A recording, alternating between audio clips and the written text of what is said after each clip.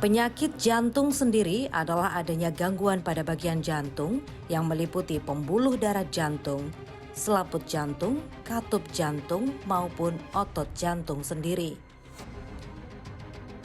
Karena itulah penyakit jantung pun beragam, mulai dari jantung koroner, aritmia, jantung bawaan, kardiomiopati, infeksi jantung akibat bakteri ataupun virus, hingga masalah katup jantung. Organisasi Kesehatan Dunia atau WHO menyatakan penyakit jantung, khususnya penyakit jantung koroner, adalah penyakit pembunuh nomor 1 di dunia. Di dunia, sebenarnya bukan hanya di Indonesia, penyakit jantung yang paling banyak dan paling umum dijumpai adalah penyakit jantung koroner. Ya, seperti yang kami sebutkan tadi, penyakit jantung koroner itu mengenai pembuluh darah koroner. Kita tahu bahwasanya jantung itu tugasnya adalah memompa darah ke seluruh tubuh. Ya, tetapi jantung sendiri butuh nutrisi dan suplai untuk dia bisa bekerja memompa ke seluruh tubuh. Nah, yang bertugas untuk memberikan aliran darah ke otot jantung supaya dia bisa bekerja dengan maksimal adalah pembuluh darah koroner namanya. Nah, ketika terjadi penyakit jantung koroner, maka terjadi plak atau penyumbatan secara terus-menerus dan bertahap dalam jangka waktu lama yang menyebabkan penyempitan pada pembuluh darah koroner. Gaya hidup, khususnya pola makan, kebiasaan merokok, dan kurangnya aktivitas fisik menjadi penyebab utama penyakit jantung. Gejala sakit jantung mengikuti permasalahannya, apakah jantung koroner, bawaan, infeksi jantung, gagal jantung, ataupun aritmia. Permasalahan jantung seperti sumbatan pada pembuluh darah terjadi secara bertahap. Dalam proses inilah umumnya tak dirasakan oleh pasien. Namun bila sudah pada tahap sumbatan besar, kondisi ini menyakitkan dan mengancam nyawa.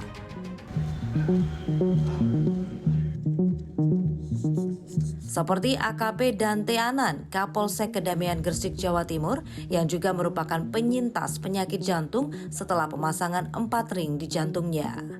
Ada permasalahan dengan jantung.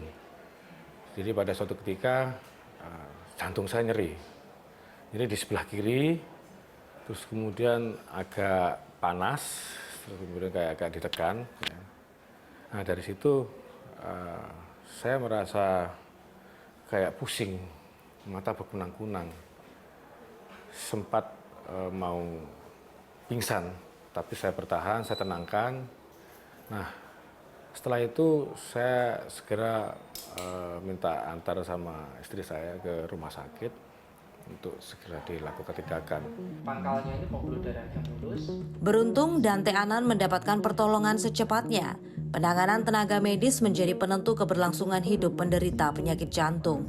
Banyak pasien yang khawatir, ya utamanya pasien penyakit jantung koroner, dia khawatir dan merasa takut setelah dilakukan tindakan pasang stent atau bahkan CABG atau operasi bypass, kualitas hidupnya justru merasa menurun.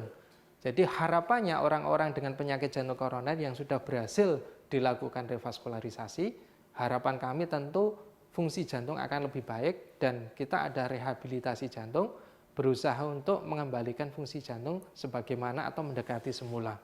Dan dengan seperti itu tentu goalnya adalah kualitas hidup pasien akan lebih baik. Ya, penyintas penyakit jantung pun memiliki kesempatan memiliki kualitas hidup normal, bahkan bisa lebih baik dari sebelum sakit. Seperti Dante Anan yang menerapkan pola hidup sehat mulai dari menjaga asupan makanan hingga olahraga. Kebiasaan ini pun ditularkannya ke lingkungan sekitarnya. Jadi saya mengikuti anjuran dokter untuk selalu melaksanakan olahraga rutin, ya.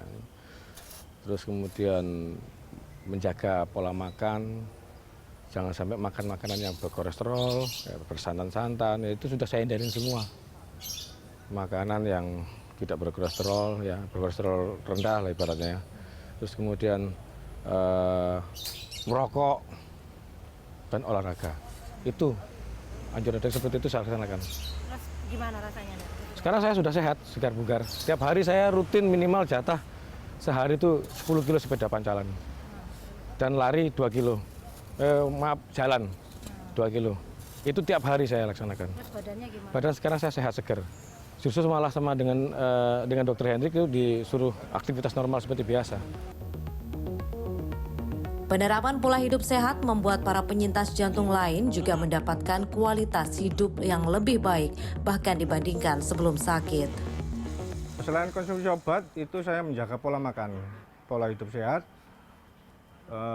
olahraga, kalau bisa olahraga dianjurkan kalau 1 minggu sekali gitu, selain minum obat itu.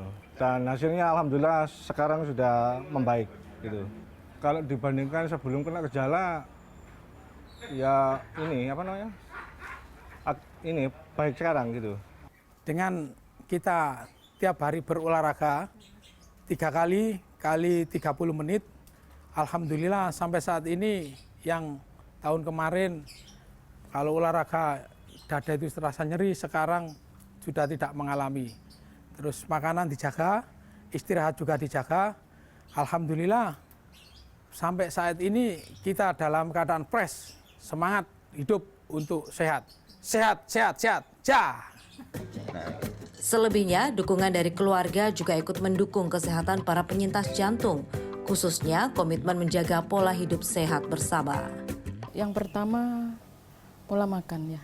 Awalnya kita makannya sembarangan amburadul gitu ya, apa aja sembarang dimakan. Tapi pada akhirnya saya mencoba merubah pola makan. Yang dulunya kita makan santan, yang ada santan-santannya itu sudah nggak pernah lagi. Terus kayak minyaknya diganti juga? Minyaknya juga diganti dengan minyak jagung yang rendah kalori. Ya, setiap hari kita usahakan untuk olahraga. Selebihnya, deteksi dini dan pemeriksaan lebih lanjut dari kondisi jantung juga disarankan. Meskipun penyakit jantung, khususnya jantung koroner, menjadi penyakit pembunuh nomor 1, penyakit ini bisa dicegah dengan menerapkan pola hidup sehat. Tim Liputan CNN Indonesia.